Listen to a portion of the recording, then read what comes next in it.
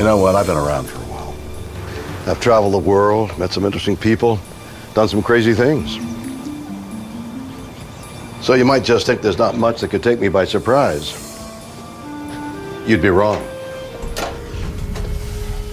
The world is full of stories and science and things that amaze and confound me every single day. Incredible mysteries that keep me awake at night. Some I can answer. Others just defy logic. Like the man who falls 47 stories from a New York skyscraper to the street below and lives. Or what about the mysterious and deadly ice chunks, the size of basketballs, falling from the sky and smashing into people's homes? And then there's the bizarre story of the 7 dismembered feet that washed up on the beaches of Vancouver wearing sneakers. Yep. It's a weird world. And I love it.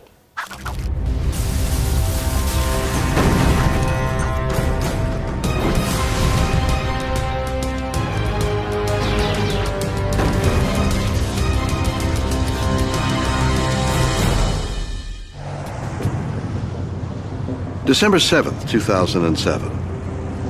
New Yorkers witnessed one of the strangest events in the city's history. I can remember myself and the other guys looking up and saying, it can't be. Something that I cannot explain.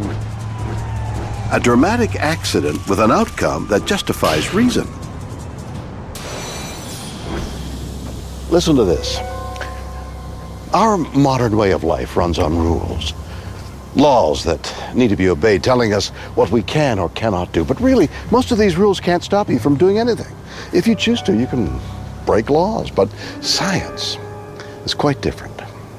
Take physics, for example. Here, there are indisputable laws that physically cannot be challenged, certain facts that are absolute. I mean, the laws of gravity are not exactly open to interpretation, right? It's nearly Christmas in New York. An exciting time for everyone in the city, including brothers Alcides and Edgar Moreno. A working team. December 7th is another regular day on the job. But the Moreno job is far from regular. High above the streets of the Big Apple, Alcides and Edgar do what would certainly give me the heebie-jeebies.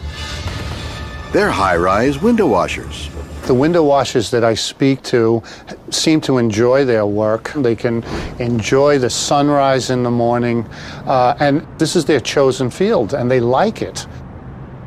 Today, the brothers will be cleaning the solo residences at East 66th Street, in over 400 feet of glass.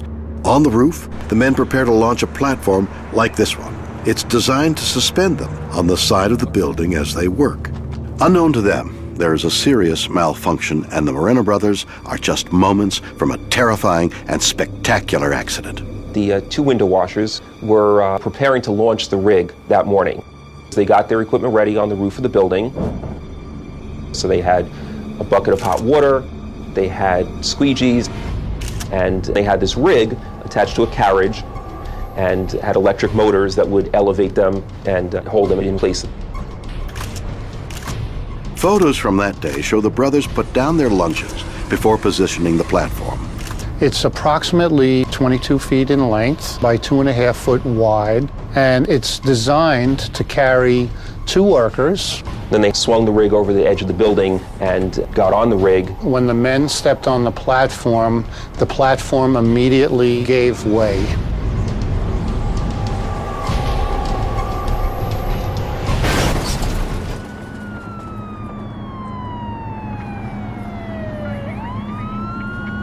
I saw the commotion. There were a lot of people standing in the street around the building, screaming and pointing. New York State Safety Inspector Kevin Dillon arrives on the scene and is witness to the carnage. There was debris all over the place, scattered all over the place. There was blood. Tragically, 30-year-old Edgar Moreno was killed instantly. But among the wreckage, paramedic Gary Smiley makes an amazing discovery. We entered the debris field because they had said there was a guy in there. And we started to move a lot of the metal and the debris. When I first saw him, he was in a sitting position. His hands were up around his chest. I went to touch him, and he gasped. And that took us aback because then we realized that this gentleman is actually still alive.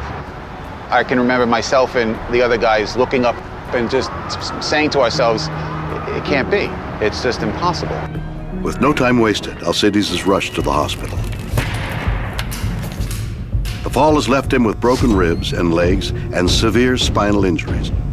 But just 2 weeks later, on Christmas Day... I don't know what adjective you'd care to use. Unprecedented, extraordinary.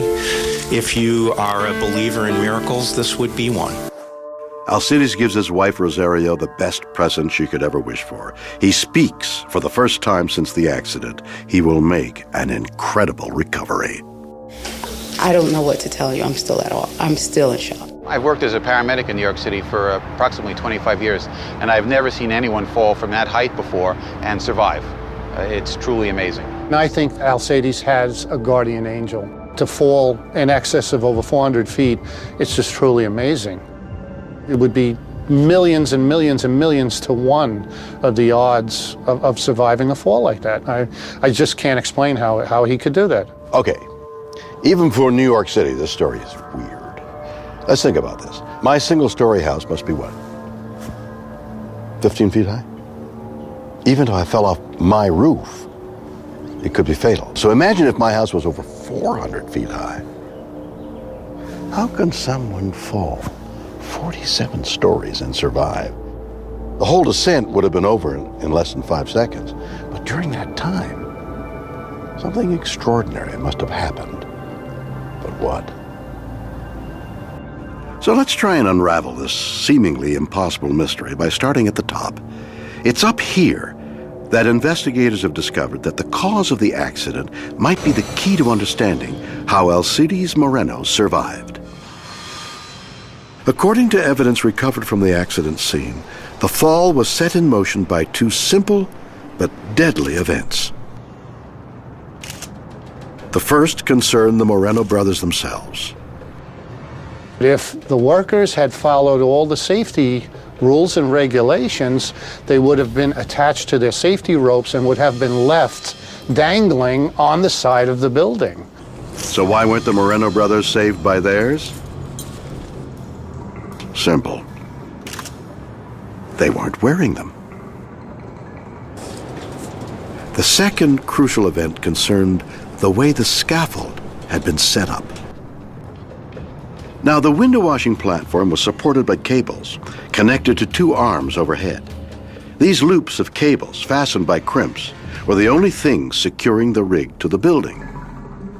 And while analyzing photos of the wreckage, U.S. Labor Department official Richard Mendelson discovered just how that rig failed. Here we see a shot of one of the crimps. So this is a crimp we recovered from the scene, and the crimps are the attachment devices that were supposed to hold that wire rope together. Amazingly, these two tiny crimps are capable of supporting the full 1,700-pound weight of a window washing platform and its crew if properly fitted. What caused the platform ultimately to collapse was the fact that the crimps had not been pushed in enough. Since it wasn't crimped enough, the added weight of the two brothers, the two workers, as soon as they stepped on the platform was enough to cause it to fall. But, and this is crucial, it's believed both crimps failed nearly simultaneously. That means the platform was more or less horizontal when it fell, and the two men stayed on board as it plummeted to the street below. This is where hard science takes over. Physicist Professor Brian Schwartz has investigated every inch of this fall, and he believes the platform may have contributed to Alcides' survival by slowing the rate of his descent. It's a very improbable event. If it were to happen again, the likelihood of survival is very, very small. The platform had a total area of 55 square feet, so that presented a fairly wide area, and as a result, the drag force was quite large. That cuts the velocity by about 50 miles an hour. Okay, let's think about this some more. When objects fall, air resistance pushes up to oppose the force of gravity pulling down. If the men hadn't been on the platform, they would have hit the ground at around 110 miles per hour. But because the force of drag was pushing up against the bottom of the platform they were standing on, they were slowed to around 60 miles per hour. Does that help? It's better than 110, but 60 miles an hour is still fast enough to really result in usually death. So the fact that Alcides was still on the platform wasn't enough to save his life during the fall. But what about the landing? In some final split-second twist of fate, could something have broken Alcides' fall enough to save his life? Could the platform have helped him here? It's weird but true.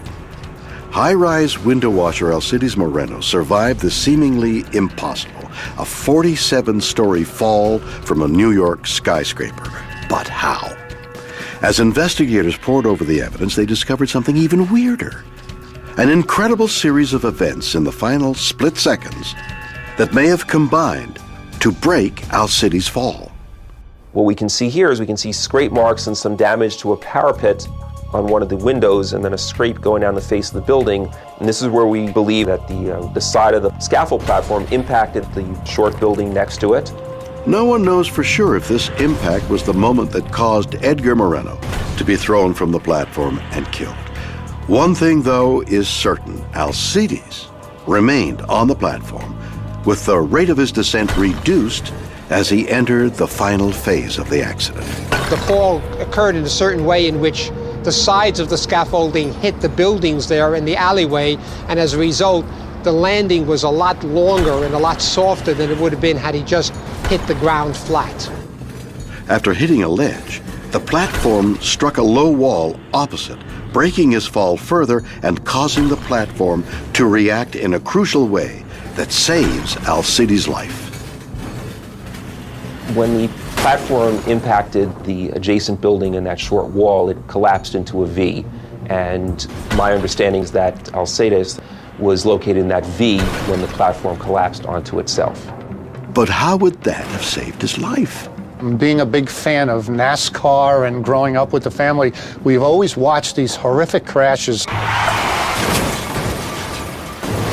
where the car rolls and burns, and all of a sudden you see a hand go in and releases a seatbelt, and a guy walks away from a crash, and you scratch your head and you say, well, how did he survive that, you know? And this, in my opinion, is exactly how he survived. I believe that the platform created a roll cage and protected his body.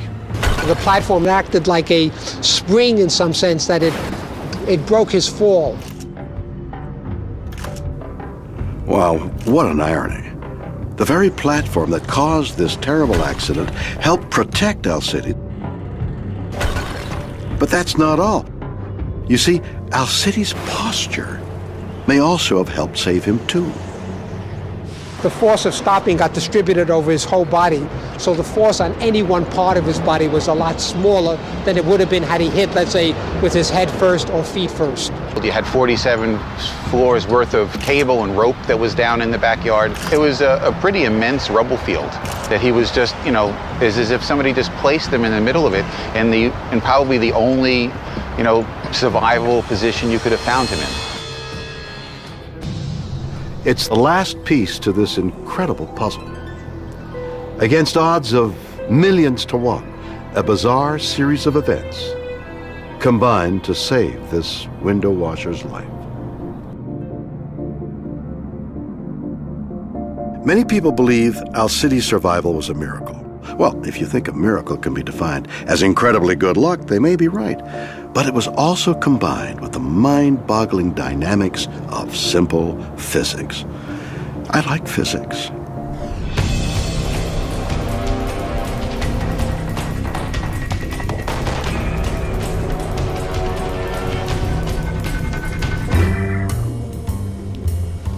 You don't need me to tell you that the modern world can be a pretty dangerous place. Every day you go out the door, there's literally 1,000,001 ways you can meet a terrible end. But you know, man's home is his castle. There's no safer place to be, right? At least that's what I used to think, but guess what? Times are changing. Now me, you, everyone we know is in mortal danger at all times from a mystery assailant who can strike at our homes at any time. You see, all over the world, unidentified objects have begun falling from clear blue skies with destructive and potentially fatal and very scary consequences. Come with me to the sleepy rural town of Brush, Colorado. Danielle Hagen was in the comfort of her own home when she was attacked. This is my home behind me. Saturday morning, my daughter and I got up and were just doing normal Saturday morning relaxing kind of things. And I had gone to sit at the computer, which is just right outside the kitchen area. Kind of quiet, having the coffee, trying to wake up. Relaxing at home, Danielle has no idea her Saturday morning calm is about to be shattered in the most terrifying and weird way. So I was sitting about 3 feet outside the kitchen door when I heard a huge, what sounded like an explosion. And I got up, thought I was going to get up and look outside and see some horrific thing outside. I kind of turned to my left, which would have been towards the kitchen. And in that instant, the kitchen had been destroyed. I had beams hanging, ceiling had crashed in. Just unbelievable. And I was in shock, just speechless. I was too dumbfounded to be scared at that point. Immediately after the explosion, I think I was in too much shock to be scared. My daughter was hysterical. She came running out, screaming, crying. She couldn't get out of the house fast enough. And at that point, I was trying to decide if it was safe for us to be there. I didn't know if a gas line, something had happened, and if something else would explode. And I was basically in shock. I really didn't know what to do at that point. Initially, Danielle thinks it was caused by an exploded gas line, but when an inspector surveys the damage, its extraordinary origins are revealed. Guy said, you know, you didn't have an explosion out. You had something crash through. As we started looking around the kitchen is when we first saw this huge chunk of ice, about the size of a bowling ball. A huge ball of ice weighing about 20 pounds had crashed into Danielle's home.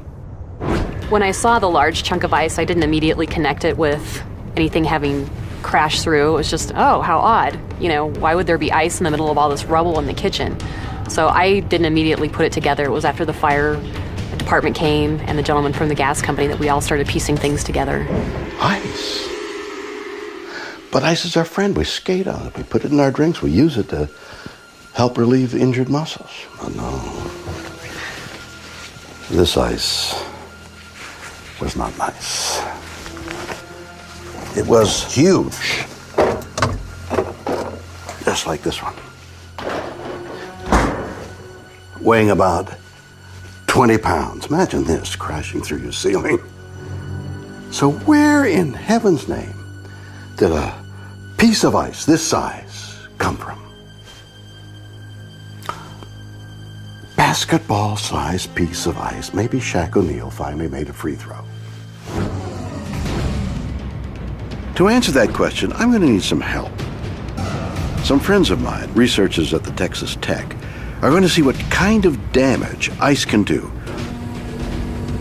How are they going to do this? With a huge cannon, of course. Today we're going to shoot some ice. Sounds like fun. Let's get on with it. In their first test, they're going to shoot a 5-pound ice chunk at its terminal velocity. That's the fastest speed that an object can fall through the air. For a 5-pound chunk, the terminal velocity is about 110 miles per hour. This is going to simulate the speed of a ball of ice the size of a melon falling from at least 2,000 feet.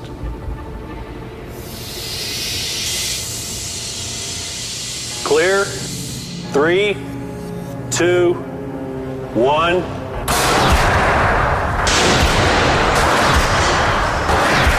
Well, look at that. It went right through like a bullet. Let's see that again in slow motion. I've always wanted to say that.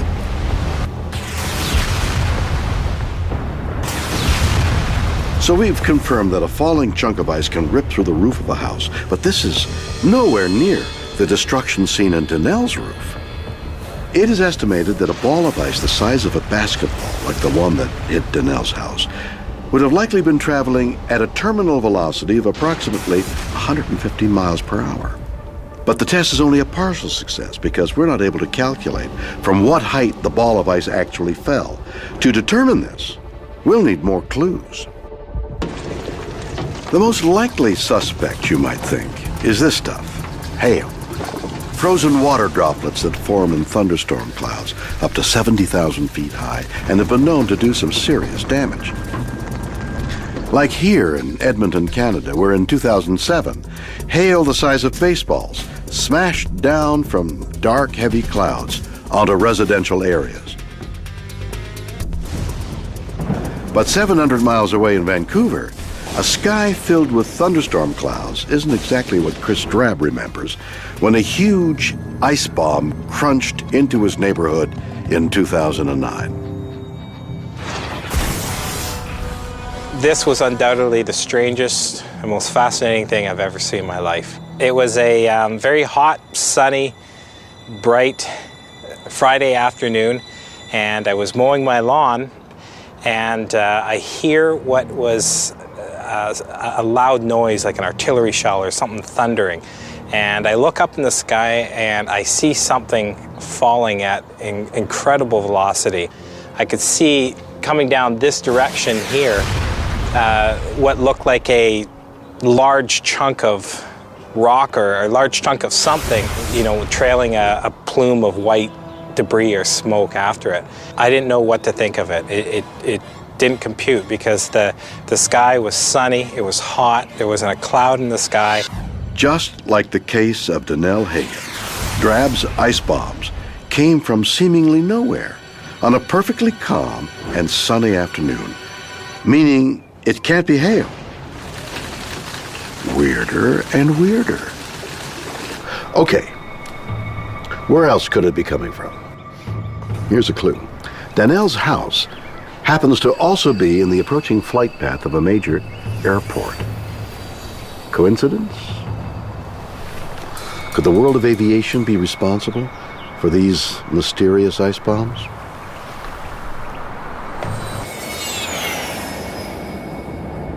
As commercial pilot Stuart McCaskill knows, the aviation industry has problems of its own with ice. There's been a lot of accidents because of icing on airplanes. So now icing and flying in icing is of a huge importance and a #1 item in all of aviation. Right, so ice builds up on the aircraft in two ways: on the ground or in flight. Flight icing occurs when a plane flies through a cloud filled with tiny droplets of supercooled water that freezes upon impact. For ice to form on a wing, you need supercool water droplets. As ice builds up, it doesn't conform to the wing. It's all over the place, and you can get varying degrees of aerodynamic instability. So it's a weight thing. So you're destroying the lift.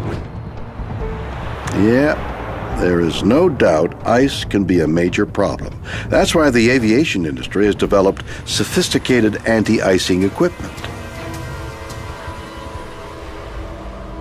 So we've looked at the wheel well, we've looked at the wing. Yeah, a shiny nose, I'm sorry. But is there any place left on the plane we still haven't looked? Oh no. Could the urban legend of airplanes letting go of their frozen toilet waste in midair actually be true? Is it possible that the 20-pound ice chunk that fell from the sky and destroyed Donnell Hagen's kitchen originated in the lavatory of a passing commercial airliner?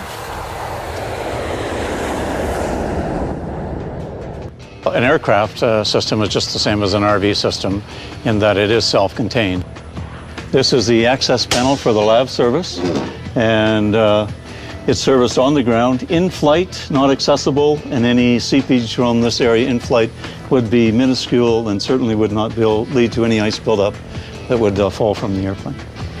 I can't imagine where this sort of ice formation would take place or anything of this size on an airplane and then jettison itself and fall to the earth. I really can't imagine how that might happen.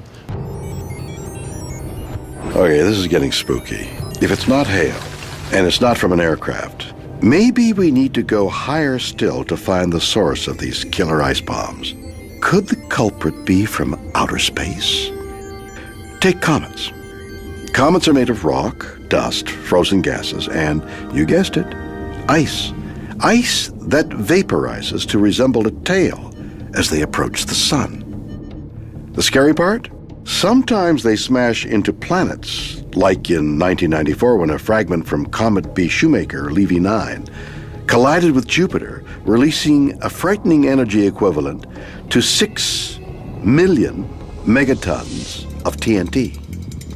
But, as astronomer Robert Stenzel knows, the Earth has a natural defense system to help protect us from similar disasters. What we anticipate happens when comets encounter the Earth's atmosphere is that they heat up in a hurry, and 99.999% of that would vaporize before they reach the ground. So could the ball of ice that destroyed Denell Hagen's kitchen have been the surviving remnant of a comet? For something to survive to the ground and still be the size of a basketball, it would probably have to be of order 1,000,000 times larger. And that's the problem. In a world that constantly watches the skies, would a comet 160 miles across, plummeting through space towards us, go unnoticed? I hope not. So, we checked out hail, we checked out the plane, we checked out the bathroom, and we checked up in space. Where else is there left to look? Meet meteorologist David Jones. He has a theory that we are dealing with a whole new kind of weather phenomena that puts us all in potential danger. They're not cosmic, they're not from space. The theory is that these great chunks of ice form very high in the upper atmosphere, above the level where most of normal day-to-day weather occurs. Okay, this is where we need a good old-fashioned 6th grade science lesson. It's right here in the boundary region between the moist upper troposphere and the cold lower stratosphere where Jones believes the process of ice crystal formation starts. Wind shear, caused by the mixing of warm and cold air, creates powerful turbulence that is strong enough to keep ice bombs aloft as they grow. And the growth of those ice crystals is supported by the turbulence.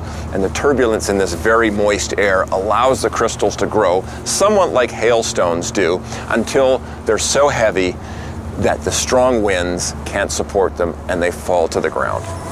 Wait a minute. What are these mutant ice monsters called? I'll tell you.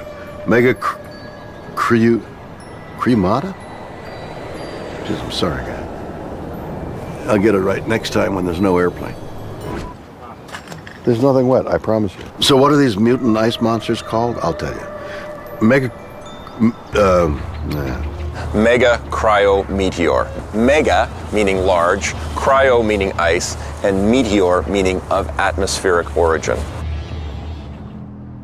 Frighteningly, reports of these mega cryometeors seem to be on the increase. In 2007, for example, a resident of Tampa, Florida, was working on his red-hot Ford Mustang when suddenly it got iced by a chunk the size of a basketball. Yikes. It struck with so much force, the roof was completely flattened, and the heavy sports car bounced 4 feet off the ground. Since about 1950, there have been about 100 verifiable reports of these ice chunks falling from clear blue sky. Since about 2001, there's been well over 50 of these events reported. And that, according to many scientists, is because mega cryometeors might be yet another consequence of global warming, increasing the levels of warm air that reach the stratosphere. There's no way to say whether we're going to see more of these weird events in the future. So whether the megacriometeor theory is true or not, one thing is for sure. It's time to watch the skies. Because you might be next. Or, even worse, me.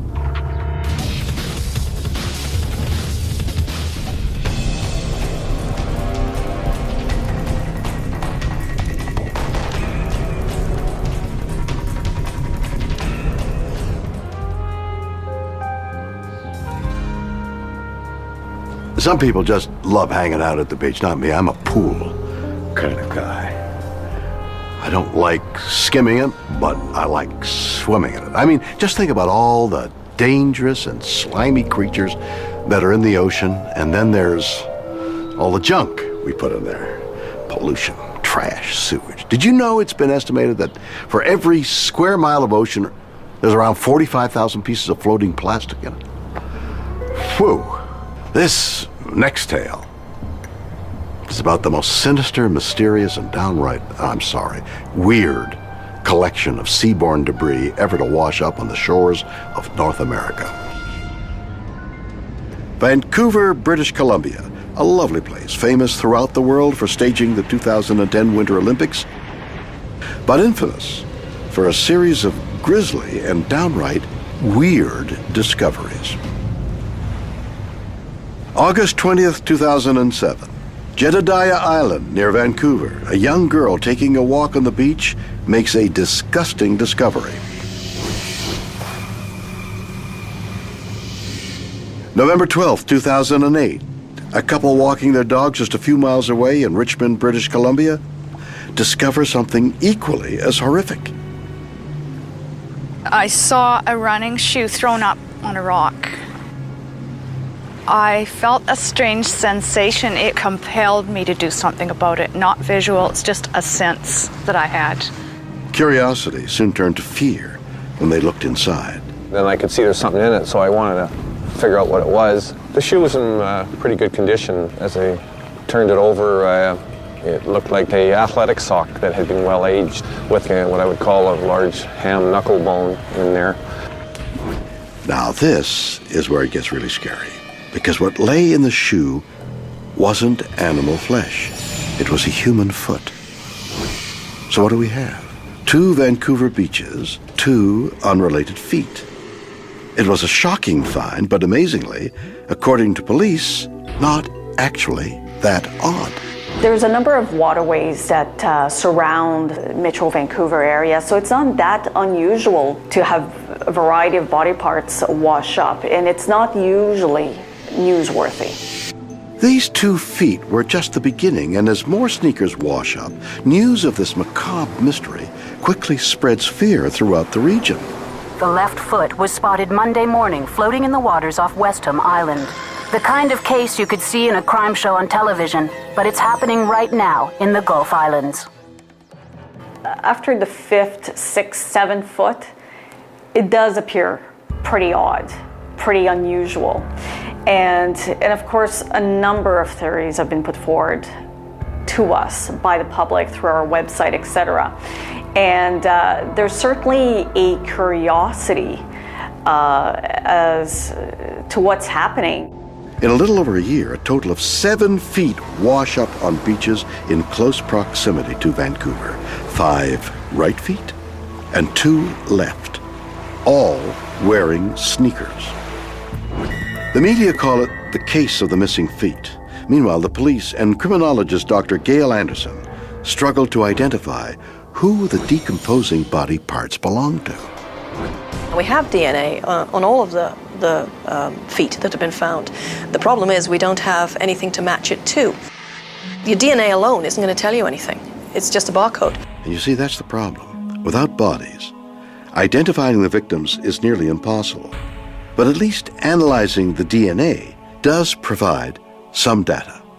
Our investigation determined that the 3rd foot and the 5th foot were a match, and the 4th foot and 6th foot were also a match. However, we still don't know who those feet belong to.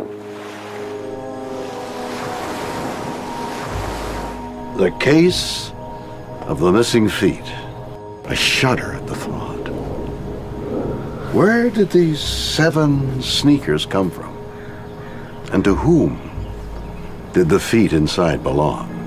All over the world, journalists, scientists, bloggers, and amateur sleuths weighed in with their theories. Were funeral home workers dumping bodies in the ocean? Were medical students carrying out a sick prank?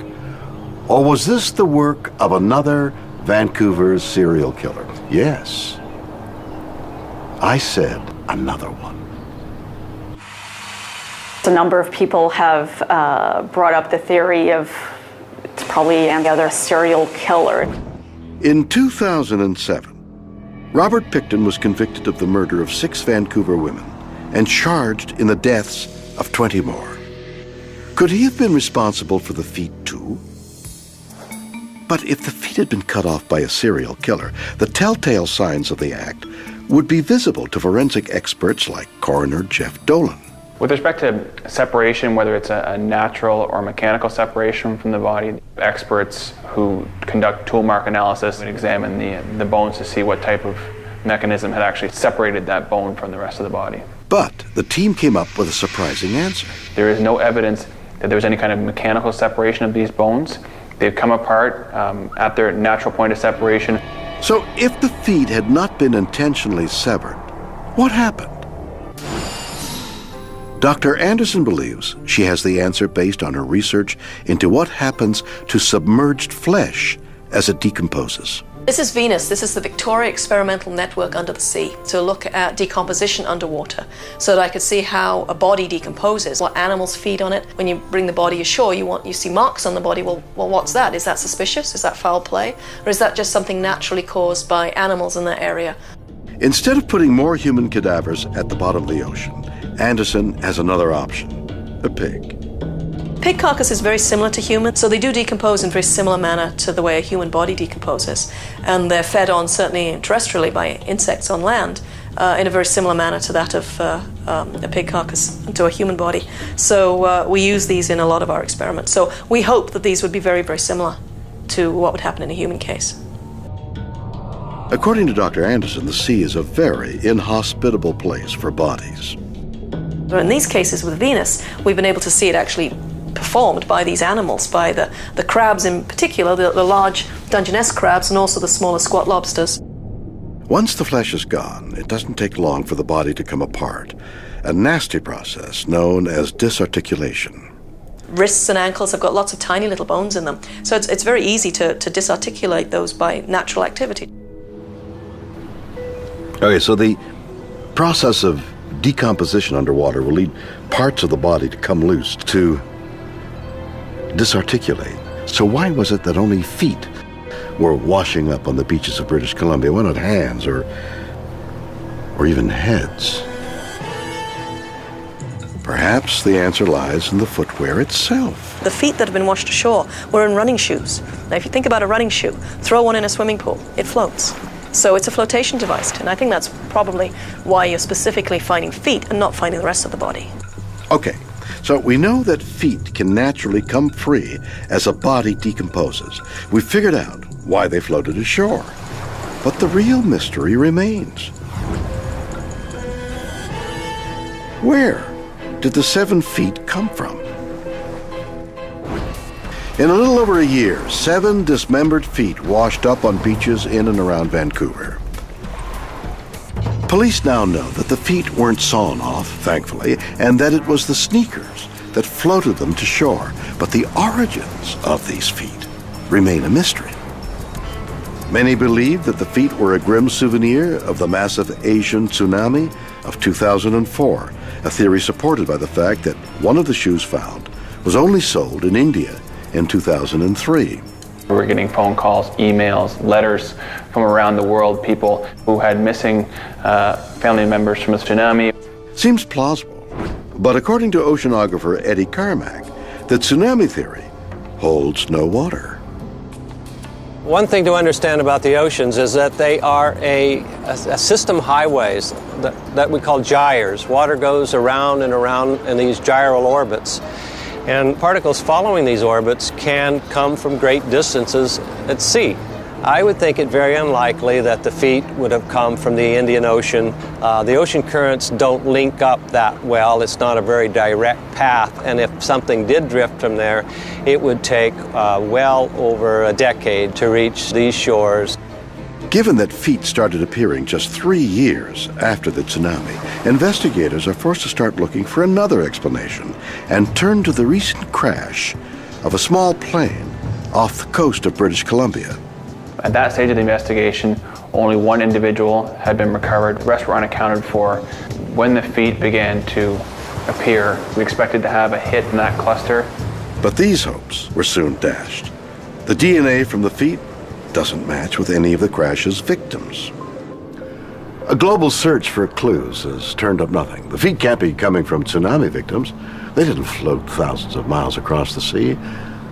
So maybe they came from closer to home. Facing a dwindling list of possible explanations, Carmack has a theory that the shoe's origin is a lot closer to home, and he has a novel way to prove it. Well, what I'm holding in my hand is an old recycled running shoe.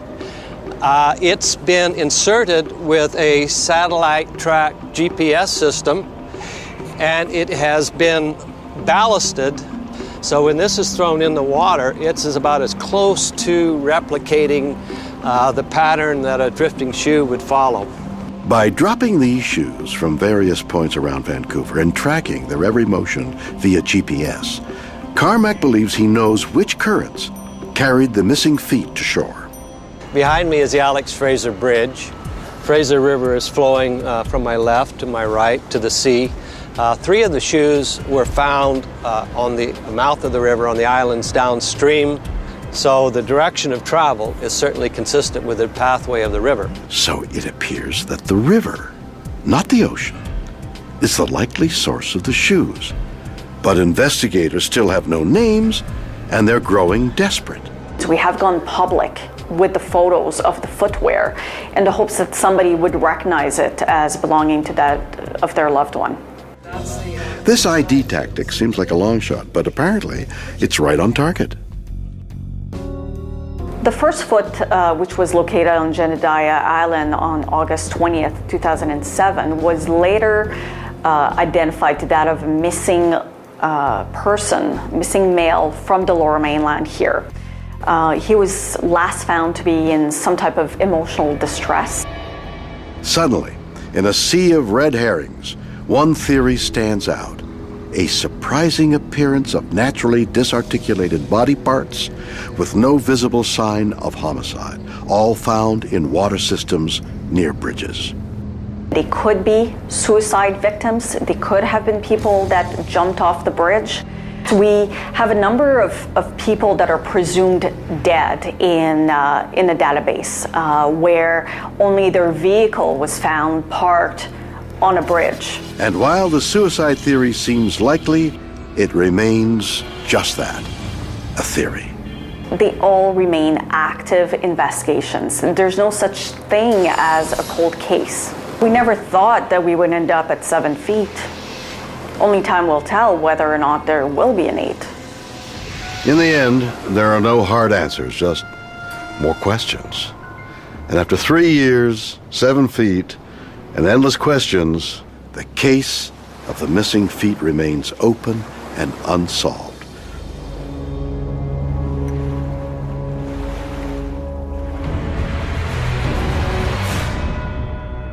So there we have it.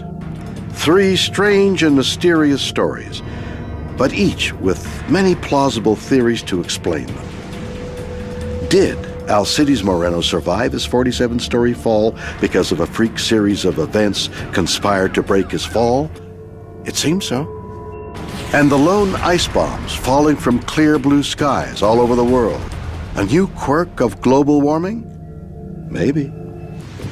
And will we ever find a conclusive answer to finally close the case of Vancouver's 7 washed-up feet? Who knows? Join me next time for 3 new stories that will be undoubtedly weird or what?